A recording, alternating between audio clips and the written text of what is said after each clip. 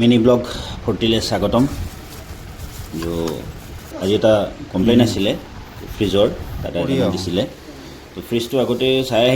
আহি কৈছে যে কম্প্ৰেছৰ বেয়া নতুন কম্প্ৰেছৰ দি থৈ আহিছোঁ তুমি লগাই থোৱা গ'লো যে এইটো কম্প্ৰেছৰ বেয়া গতিকে কম্প্ৰেছৰটো খুলি দি ভাবিলোঁ নতুন কম্প্ৰেছৰটো লগোৱাৰ আগত এইখিনি অলপ চাফ চিকুণ কৰি লওঁ তো ইয়া বহাই দিলোঁ কম্প্ৰেছৰটো তো অলপ এনেকৈ বহাই দি তো গোটেই চিষ্টেমত যাব লাগিলে গতিকে ড্ৰাই ফিল্টাৰটো চেঞ্জ কৰিবই লাগিব ড্ৰাই ফিল্টাৰটো চেঞ্জ কৰাৰ কাৰণে এয়া অলপ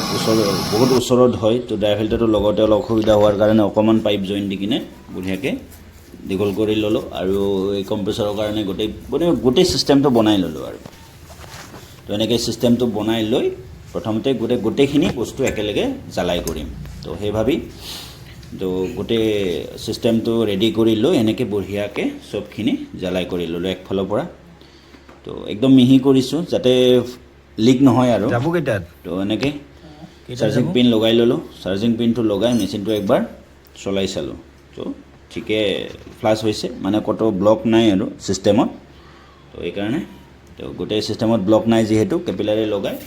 মই ৰেডি কৰিলোঁ তো মই আকৌ কেপিলাৰী লগালে মোৰ লগত মেচিন যিহেতু নাই গতিকে চেল্ফ ভেকুম কৰোঁ তো এয়া চেল্ফ ভেকুম কৰি দিলোঁ গতিকে এনেকৈ কেপিলাৰী অলপ ওলাই দি কিনে মানে গোটেই চিষ্টেমটো ব্লক কৰি মেচিনটো চেল্ফ ভেকুম কৰি এনেকৈ গেছ ভৰাই দিলোঁ তো ঠাণ্ডা আহিছে বাৰু তো বেলেগ প্ৰব্লেম নাই তো এতিয়া তো এনেকৈ চলাই দিলোঁ গেছ চেছ দি কিনে পূৰা ৰেডি কৰি তাতে অল চিষ্টেম গতিকে এতিয়া তো ব্লক কৰি দিলোঁ যে ঠাণ্ডা চালোঁ ঠাণ্ডা অ'কে তো ডান এইটোৱে আছিলে